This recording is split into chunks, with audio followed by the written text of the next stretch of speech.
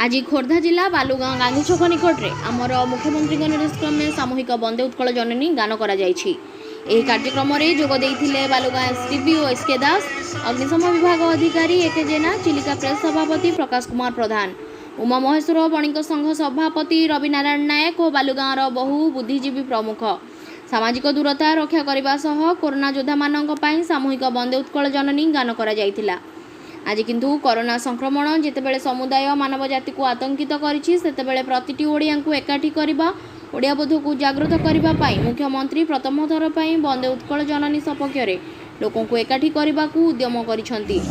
ओडिशा भी एथिरे एकमत होईछि। कोरोना योद्धा को सम्मान जणाई तांको संगरे रहबा ओडिशा भी एथिरे एकमत होईछि।